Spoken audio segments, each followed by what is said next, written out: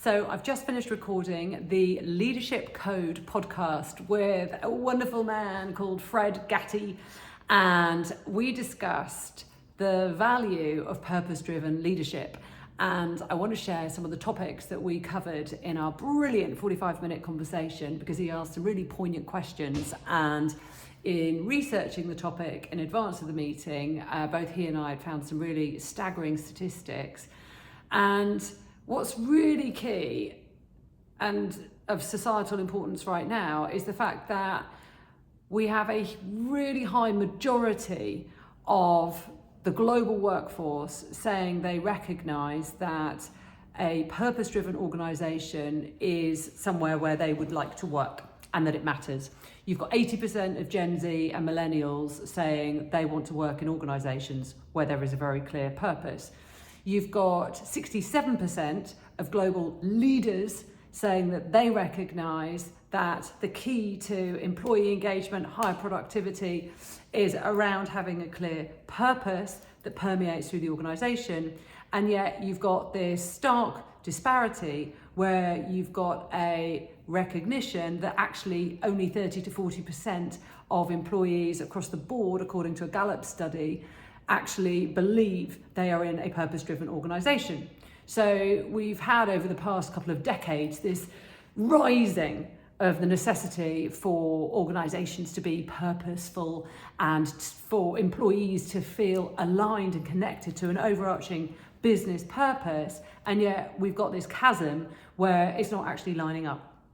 So we were talking about the responsibility that leaders have to infuse their teams and the overarching workforce with true purpose-driven behaviours. And I was asked the question, what does it come down to? What can a leader do to ensure that their team is fueled by purpose? And I talked about the fact that it comes down to a couple of things. It's around trust and it's around communication. So from a trust perspective, when an employer is really seeing the employee in front of them, and that employee is feeling seen and heard and recognised for the values and their strengths, there's a sense of belonging. The employee feels like they belong. The leader feels like there is true teamship afoot.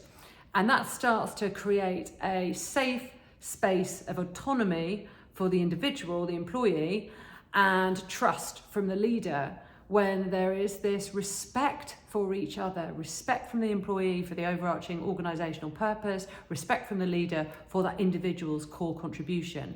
And when you've got that visibility, that empathy, the EQ from the leader that understands the employee can contribute this, then you start to get a synergy of momentum, because the purpose is able to be delivered autonomously by the employee. But the way that that really happens and lands is when there's a very clear communication. And so the leader has to communicate the purpose of that particular team, and ideally how that team's purpose ladders up into the overarching organisational purpose. So having that clarity of why are we all doing what we're doing? Why are we busy bees? Busy bees to what end? Making sure that that is clear and that is regularly communicated. And in all meetings, there is an acknowledgement that the team is contributing to the greater whole through their unique and individual ways. That creates this real energy, this positive energy that builds momentum. And when you've got a clear purpose and you've got a leader who's operating authentically in a values-driven way, you start to have higher momentum, higher employee engagement, higher productivity, up to 40%. Actually, this increases according to a McKinsey study. When you've got a purpose-driven team, productivity increases by 40%, profitability by 21%. And this all comes through aligning values with how the leader shows up and directs the team, and inviting individuals within the team to work that particular way. So it's incredibly important, and I really wish that as we look across the 2025 horizon, more and more businesses would honour and respect the importance of this purpose-driven leadership. So that's what we covered.